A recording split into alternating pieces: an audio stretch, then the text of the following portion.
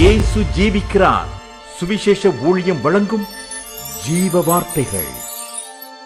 கிறிஸ்துவுக்குள் பிரியமானவர்களே, ஆண்டவராகிய இயேசு கிறிஸ்து நாமத்தில் உங்களை யாவரையும் அன்போடு வாழ்த்தி வரவேற்கிறோம்.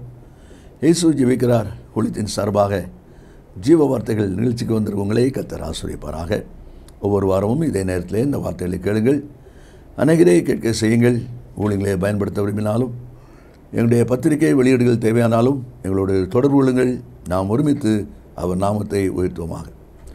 இந்த நாளிலும் தேவன் நமக்கு தருகிற வார்த்தையை நான் வாசிக்கிறேன், ஜெபத்துடன் கேளுங்கள். சங்கீதம் 141:3. கர்த்தாவே, என் வாய்க்கு காவல் வையும், என் உதடுகளின் வாசலை காத்துக்கொள்ளும். சங்கீதக்காரனாகிய தாவீது தன் வாழ்க்கையில் சொல்கிற ஒரு அற்புதமான வார்த்தையை நம்ம இதில் பார்க்கிறோம். ஒருவேளை இது ஒரு ஜெபம் என்று கூட நாம் எடுத்துக்கொள்ளலாம். கர்த்தாவே, என் வாய்க்கு காவல் வையும், என் உதடுகளின் வாசலை காத்துக்கொள்ளும் என்று சொல்லி அவன் ஜெபிக்கிறதாக நாம் அதிலே காண்கிறோம். என்னுடைய அம்மா எப்போ ஜெபம்னாலும் கர்த்தாவே என் வாய்க்கு பூட்டு போடும் என்று சொல்லி ஜெபிப்பாங்க. இந்த வார்த்தையை யோசித்து பாருங்கள். கர்த்தாவே, என் வாய்க்கு காவல் வையும். ஏன் விதமாய் சங்கீதக்காரன் தாவீது, அவன் ஒரு ராஜா, ஒரு தீர்க்கதரிசியாக இருக்கிறான், ஆண்டுடைய இருதயத்துக்கு ஏற்றவனாக இருக்கிறான். இப்படிப்பட்ட மேன்மைக்குரிய கர்த்தரால் உயர்த்தப்பட்ட தெரிந்து கொள்ளப்பட்ட ஒரு மனிதன் கர்த்தத்திலே எடுக்கிற ஒரு விண்ணப்பத்தை பாருங்கள். கர்த்தாவே, என் வாய்க்கு காவல் வையும். இந்த வார்த்தையில் கேட்கிற அன்பு நேச பிள்ளைகளே, நீங்கள் எத்தனை பேர் உங்களுடைய வாழ்க்கையில் இந்த ஜெபத்தை நீங்கள் ஏறெடுத்திருக்கீங்க? யோசித்து பாருங்கள். ஒவ்வொரு நாளும் ஆண்டவரே ஒரு புதிய நாளை தந்திருக்கிறீர், இந்த நாளிலே என் வாய்க்கு காவல் வைங்கப்பா என்று சொல்லி நாம் ஜெபித்து நாட்டை ஆரம்பிப்பது ஒரு ஆசீர்வாதமான காரியம். ஏன் விதமாய் சொல்லப்பட்டிருக்கிறது என்று சொல்லி நம்ம பார்க்கும்போது, யாக்கோபு நிருபத்திலே நாம் வாசிப்போமானால் அதிலே விதமாய் நாம் வாசிக்கிறோம். 3வது அதிகாரம் 8வது வசனத்திலிருந்து வாசிக்கும்போது, நாவை அடக்க ஒரு மனுஷனாலும் கூடாது. பாருங்கள், அதனால தான் அவன் கேட்குறான், நீர் காத்துக்கொள்ளவில்லை என்றால், வாய்க்கு காவல் வைக்கவில்லை என்றால், என்னுடைய நாவு, என்னுடைய வாய் மனம் போல விரும்புனது போல அது பேச ஆரம்பிச்சிடும், அது செயல்பட ஆரம்பிச்சிடும். அதனால் காவல் வையும் ஆண்டவரே என்று சொல்லி அவன் கேட்பதை அதில் நாம் பார்க்குறோம்.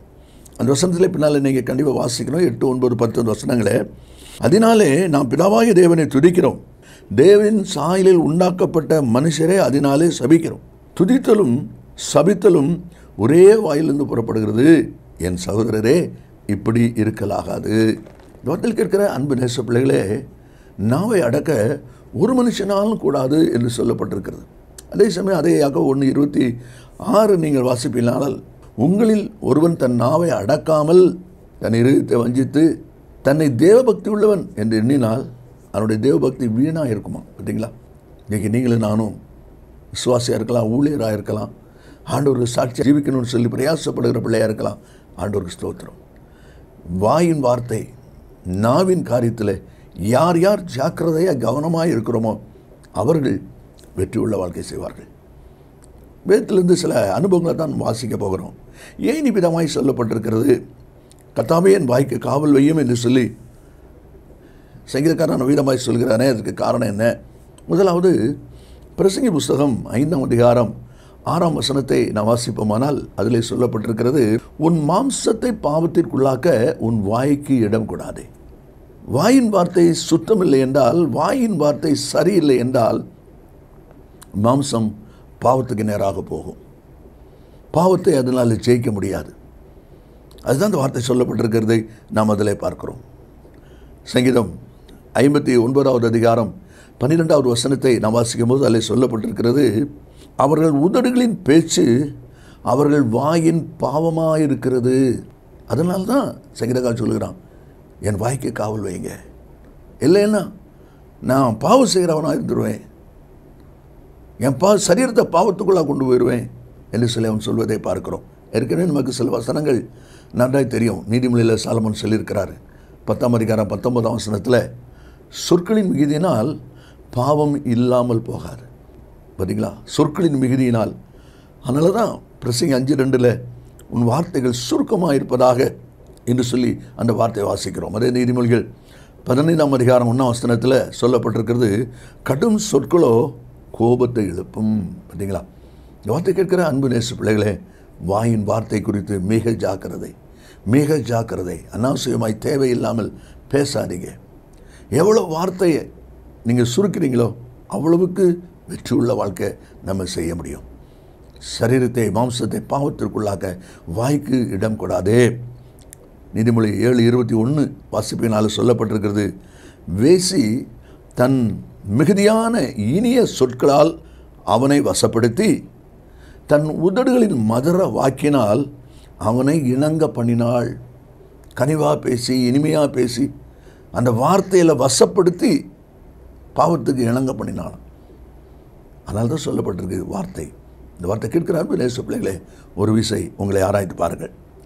ரெண்டாவது அடுத்த வசனத்தை நம்ம வாசிக்கிறோம். சங்கீத புஸ்தகத்தில் 62வது அதிகாரம் 4வது வசனத்தை வாசிக்கும்போது, தங்கள் வாயினால் ஆசீர்வதித்து தங்கள் உள்ளத்தில் சபிக்கிறார்கள். வாயினால் ஆசீர்வதித்து உள்ளத்தில் சபிக்கிறார்கள். வெளிப்படையாக கூப்பிடும்போது ரொம்ப மரியாதையாக ரொம்ப பவ்யமாக பேசுவாங்க, கூப்பிடுவாங்க. ஆனால் உள்ளம் இருதயம் எவ்விதமாக இருக்கிறது, சபிக்கிறதா இருக்கிறது. பார்த்தீங்களா? தேள் விசுவாசி அப்படின்னு ஒரு விசுவாசி சொல்லுவாங்க. நீங்கள் கவனிச்சிருக்கீங்களான்னு தெரில. பிரைஸ் லார்ட் அப்படின்னு சொல்லி இப்படி தூக்குவாங்க. தேள் பார்த்துருக்கீங்களா? தேள் அந்த காலை அப்படி தூக்கிட்டு சொன்னாலே முள் குத்துறதுக்கு ரெடியாக இருக்குன்னு அர்த்தம். வரவேற்பு கொடுக்க மாதிரி தெரியும். இந்த முன் 2 காலை இப்படி தூக்கின உடனே தூக்கின உடனே பின்னால் இருக்குது முள் இருக்குது. அது நமக்கு ரொம்ப வரவேற்பு கொடுன்னு சொல்லி கிட்ட கொண்டு கை வச்சுட்டோன்னா டான் அடிச்சிடும். தேள் விசுவாசி பார்த்தீங்களா? முன்னால் வரவேற்பு, பின்னால் கொடுக்குறக்கு ஜாக்கிரதை. அதுதான் இல்லை சொல்லப்பட்டிருக்கிறது. என் வாய்க்கு காவல் வையும். ஏன் ஆண்டவரே, நான் ஆசீர்வாதமான வார்த்தை சொல்லி வரவேற்கிறவனாக, அதே சமயத்தில் உள்ளத்தில் நான் சபிக்கிறவனாக இருக்கக்கூடாதப்பா. அப்படிப்பட்ட ஒரு வாழ்க்கை எனக்கு வேண்டாம் என்று சொல்லி தான் தாவீது சொல்வதை நாம் அதில் பார்க்கிறோம். ஏசாயா 29வது அதிகாரம் 13வது வசனத்தை நாம் வாசிக்கும் போது அதில் தேவனுடைய வார்த்தை விதமாய் சொல்லப்பட்டிருக்கிறத நான் பார்க்க முடியும். இந்த ஜனங்கள் தங்கள் வாயினால் என்னிடத்தில் சேர்ந்து தங்கள் உதடுகளினால் என்னை கனம் பண்ணுகிறார்கள். நல்ல கவனிங்க. தங்கள் வாயினால் என்னிடத்தில் சேர்ந்து தங்கள் உதடுகளினால் என்னை கனம் பண்ணுகிறார்கள், அவர்கள் இருதயமோ எனக்கு தூரமாய் விலகி இருக்கிறது. பார்த்தீங்களா? வாயின் வார்த்தைக்கும் இருதயத்திற்கும் உள்ளத்திற்கும் சம்பந்தமே இல்லாத ஒரு பயங்கரமான ஒரு வாழ்க்கை. அதைத்தான் தேவனுடைய வார்த்தை சொல்வதை நாம் அதில் பார்க்கிறோம். எசேக்கியேல் 33வது அதிகாரம் 31வது வசனத்தை நம்ம வாசிக்கும் போது, அவர்கள் தங்கள் வாயினாலே இன்பமாய் பேசுகிறார்கள், அவர்கள் இருதயமோ பொருளாசை பின்பற்றி போகிறது, உலகத்தை பின்பற்றி போகிறது. யோசித்து பாருங்க, நம்முடைய வாழ்க்கை, நம்முடைய இருதயம் எவ்விதமாக இருக்கிறது. பேசும்போது இன்பமாக பேசுகிறாங்க, கவர்ச்சியாக பேசுகிறாங்க, அப்படி ஒரு கவர்ந்து இழுக்கிற ஒரு பேச்சு பேசுகிறாங்க. ஆனால் இருதயம் நம்மிடத்தில் இல்லை, இங்கே இல்லை. பொருளாசை பின்பற்றி உலகத்தை பின்பற்றி போய்கொண்டிருக்கிற ஒரு காரியத்தை நாம் எல்லாம் வாசிக்கிறோம். இன்றைக்கி நாம் எவ்விதமாக இருக்கிறோம். இப்படிப்பட்ட ஒரு சிக்கலில் நான் சிக்கிறக்கூடாது ஆண்டவரே, அதனால என் வாய்க்கு காவல் வையும், என் வார்த்தை காரியங்களை நான் கவனமாய் செயல்பட எனக்கு உதவி செய்யும் என்று சொல்லிதான் எங்கள் சங்கீதக்காரன் கேட்பதை நாம் அதில் பார்க்கிறோம். அது மட்டுமல்ல, எரேமியா 12வது அதிகாரம் 2வது வசனத்தை நாம் வாசிக்கும் போது அதிலே சொல்லப்பட்டிருக்கிறது, நீர் அவர்கள் வாய்க்கு சமீபமும் அவர்கள் உள்ளந்திரியங்களுக்கோ தூரமாக இருக்கிறீர்.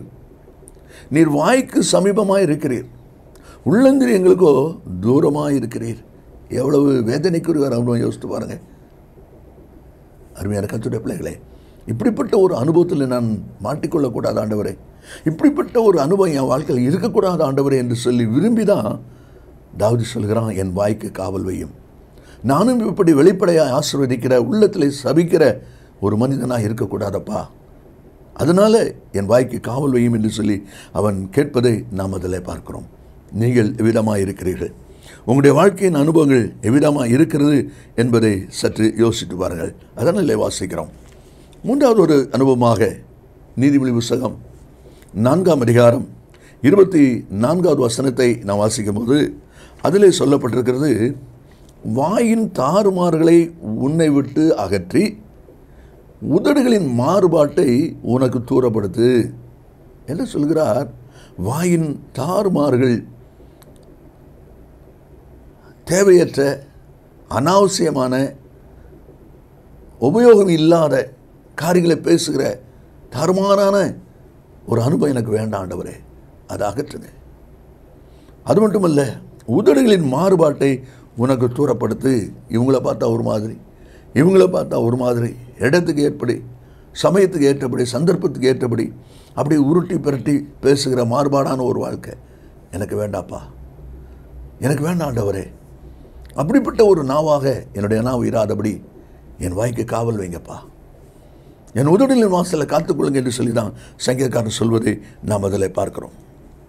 ஏன் அவ்விதமாக சொல்கிறான் என்றால், அதே நீதிமொழிகள் 15வது அதிகாரம் 4வது வசனத்தை வாசிக்கும் போது, நாவின் மாறுபாடோ ஆவியை நொறுக்கும், நாவின் மாறுபாடோ ஆவியை நொறுக்கும். அதாவது இப்படிப்பட்ட மாறுபாடான வார்த்தை உள்ள ஒரு அனுபவத்தோடு அவங்கள பார்த்தா அதுக்கு ஏற்றபடி, இவங்கள பார்த்தா இவங்களுக்கு ஏற்றபடி, இப்படி பேசுகிற நடிப்பின் அனுபவத்தோடு கூடிய மாறுபாடான ஒரு காரியம், ஒரு வார்த்தை இருக்குமானால் அது நிமித்தம் என்ன நடக்கிறது? ஆவியை நொறுக்கும். ஆவிக்குரிய வாழ்க்கையில், சுவாச ஓட்டத்தின் பாதையில், வெற்றி ஓட்டம் ஓடுகிற பாதையில் நொறுக்குதல் உண்டாகும். உறுதியாக நிற்க முடியாது, ஸ்திரமாய் செய்ய முடியாது. ஏன்? மாறுபாடான நாவு. அதான் இல்லை சொல்லப்பட்டிருக்குது, நாவின் மாறுபாடோ ஆவியை நொறுக்கும் என்று சொல்லி. சங்கீத புஸ்தகத்தில் 73வது அதிகாரம் 9வது வசனத்தை நான் வாசிக்கும் போது அதில் சொல்லப்பட்டிருக்கிறது, தங்கள் வாய் வானமட்டும் எட்ட பேசுகிறார்கள். வானமட்டும் எட்ட பேசுகிறார் அப்படின்னா அவங்களுக்கு நிகர் யாரும் இல்லை, எங்களுக்கு எல்லாம் தெரியும், யார் எங்களுக்கு ஆலோசனை சொல்ல வேண்டியதில்லை. அப்படிப்பட்ட ஒரு சிந்தையோடு பேசுகிற, நடந்து கொள்கிற ஒரு அனுபவம். தங்கள் வாய் வானமட்டும் எட்ட பேசுகிறார்கள். சாமுவேல் புத்தகத்திலே வாயின் தாறுமாறின் அனுபவத்துக்கு ஒரு உதாரணம் 1 சாமுவேல் 1ஆம் அதிகாரம் 7வது வசனத்தில் நான் வாசிக்கும் போது, அன்னாள் பெண்ணினால் அந்த பிள்ளைகளுடைய வாழ்க்கையில் ஏற்பட்ட அனுபவம். பெண்ணினாள் அன்னாளை மனமடிவாக்குவாள், அப்பொழுது அவள் சாப்பிடாமல் அழுது கொண்டு இருப்பாள். பார்த்தீங்களா? மனமடிவாக்குவாள், இவன் சாப்பிடாமல் அழுதுட்டு இருப்பாளாம். அதான் அந்த மாறுபாடான வார்த்தை. ஆண்டவர் அதைத்தான் வேண்டாங்கிறார். மற்றவர்களை வேதனைப்படுத்தக்கூடிய ஒரு அனுபவம் உனக்கு வேண்டாம். கடைசியாக ஒரு அனுபவத்தை நாம் வாசித்து முடிப்போம். சங்கீதம் 64:4 நாம் வாசிக்கிறோம். அதில் சொல்லப்பட்டிருக்கு, மறைவுகளில் உத்தமன் மேல் எய்யும் பொருட்டு கசப்பான வார்த்தைகளாகிய தங்கள் அம்புகளை நான் ஏற்றுகிறார்கள். சற்றும் பயமின்றி சடுதியில் அவன் மேல் எய்கிறார்கள். கசப்பான வார்த்தைகளாகிய அம்பு. இந்த வார்த்தையில் கேட்கிற அன்பு நேச பிள்ளைகளே, தாவீது சொல்கிறார், ஆண்டவரே என் வாய்க்கு காவல் வையும். காரணம் என்னென்னா, கசப்பான வார்த்தை என் வாயில் வர வேண்டாம்ப்பா. வீட்டிலையும் சரி, வெளியிலையும் சரி, ஊழியத்திலையும் சரி, எங்கேயுமே கசப்பு நிறைந்த வார்த்தை என் வாயில் வர வேண்டாம். அதைத்தான் ஆண்டவர் அவன் சொல்வதை பார்க்கிறோம். இப்படிப்பட்ட கசப்பு நிறைந்த வார்த்தை இருக்கிறதுனால தான் என் வாய்க்கு காவல் வையும் என்று சொல்லி அவன் கேட்கிறான். நீதிமொழியிலே சாலமோன் இதை சொல்லும் பொழுது 12ஆம் அதிகாரம் 18ஆம் வசனத்தில், பட்டை குத்துகோள் போல் பேசுகிறவர்களும் உண்டு. பார்த்தீங்களா? பட்டை குத்துகோள் போல் பேசுகிறவர்களும் உண்டு. சிலர் சொல்லுவாங்க, சிலர் நீங்கள் கேட்டிருக்கலாம், 4 வார்த்தை நாக்கப்படுங்கிற மாதிரி கேட்டு வந்தேம்பாங்க, இருதயத்தில் குத்திட்டு போகிற மாதிரி பேசினேம்பாங்க. அதனால் சொல்லியிருக்கு, பட்டை குத்து போல் பேசுகிறவர்களும் உண்டு. அப்போ இப்படிப்பட்ட ஒரு அனுபவம் எனக்கு வேண்டாம், என் வாயில் வரக்கூடாது. அதனால என் வாய்க்கு காவல் வையும் என்று சொல்லி அவன் சொல்வதை அதில் பார்க்கிறோம். கர்த்தர் கூட சொல்கிறார் மல்கியா 2:17, உங்கள் வார்த்தைகளினால் என்னை வருத்தப்படுத்துகிறீர்கள். ஒருபோதும் ஆண்டவர் நம்மை கொடுத்து, நம்முடைய வார்த்தை கொடுத்து அப்படி சொல்லக்கூடாது. உங்களுடைய வார்த்தையினால் என்னை நீங்கள் வருத்தப்படுத்துகிறீங்க என்று சொல்லி சொல்லக்கூடாது. யோபின் சிநேகிதன் எலிபாஸ் யோபிட்டு பேசும்போது 4ஆம் அதிகாரம் 7ஆம் வசனத்தில், குற்றமில்லாமல் அழிந்தவன் உண்டோ? நீர் ஏதோ தப்பு பண்ணியிருக்கீங்க, நீ தப்பு பண்ணியிருக்கீங்க, அதனால தான் உங்களுக்கு இவ்வளோ பிரச்சனை, தப்பு இல்லாமல் இப்படி ஒரு பிரச்சனை வராது என்று சொல்லி அந்த யோபு வேதனைக்கு மேலே கூட கொஞ்சம் வேதனைப்படுத்துகிற அனுபவத்தை பார்க்குறோம். தாவீது சொல்கிறாரு, கர்த்தாவே என் வாய்க்கு காவல் வையும், என் உதடுகளின் வாசலை காத்துக்கொள்ளும். ஏன் அப்படின்னா, முதலாவது மாம்சத்தை பாவத்திற்குள்ளாக வாய்க்கு இடக்கூடாது. நீர் காவல் வைக்கவில்லைன்னா நான் பாவத்துக்குள்ளாக போயிடுவேன். அது மட்டுமல்ல, வாயினால் ஆசீர்வதித்து உள்ளத்தில் சபிக்கிற அனுபவம் இருக்குது, அதனால் அது எனக்கு வேண்டாம்.